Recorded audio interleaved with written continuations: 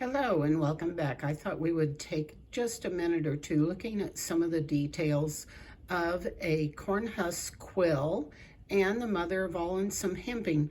Later on we'll take a look at making the corn husk quill. You can take a look here closely.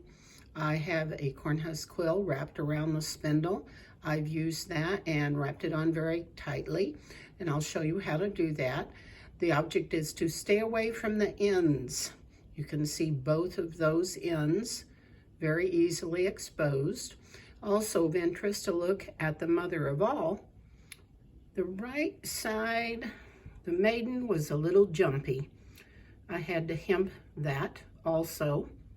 And also, looking down at the post, you might notice a little bit of wool poking out.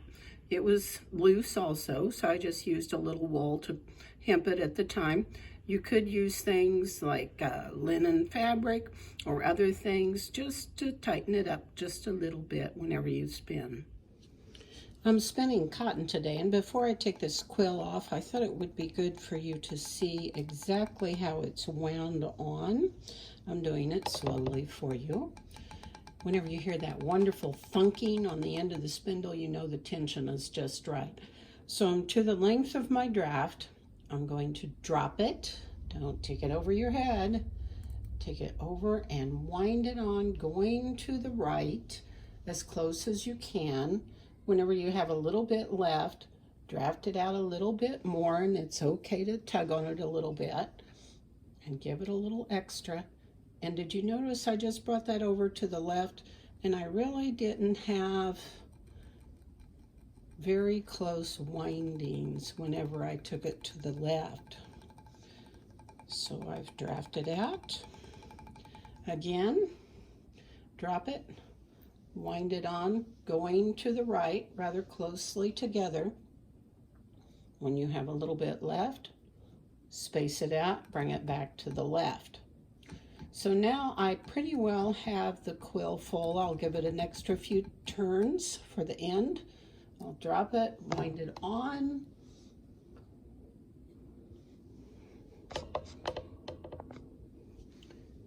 Then I will just slip it off of the spindle, and it's all ready to go into a boat shuttle. Neat and nice. So now, the corn husk quill. There's really not too much mystery to it. They've been using them for years and years and years.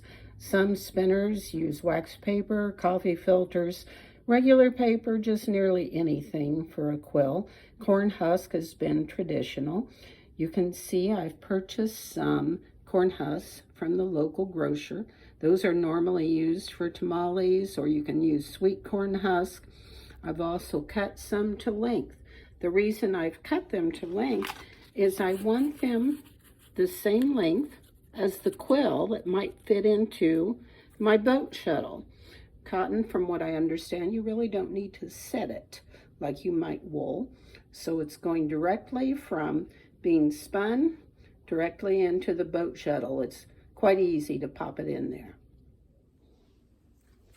I've cut the corn husk to length. I've dampened it under the faucet, or you can put it in a baggie with some water or a wet cloth. I'll take it and wrap it around the spindle, unwrap it tightly, and you'll want it to be able to go around maybe once or twice.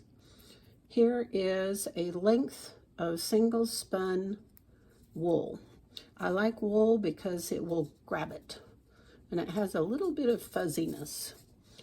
Tie it on once, tighten it a bit, take it around again, backwards loop,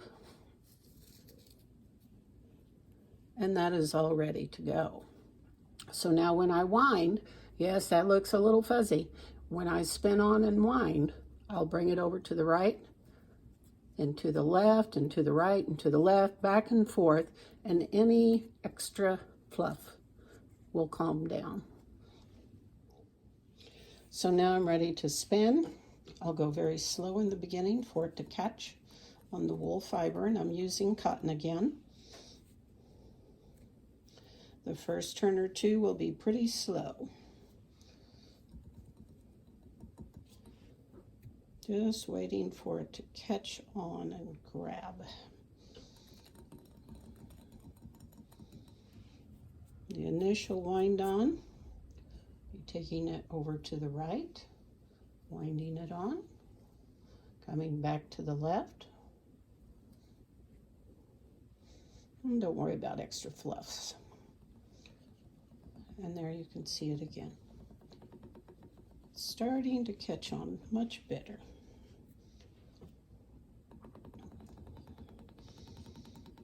The first initial wind on or two is a little slow. Happy spinning!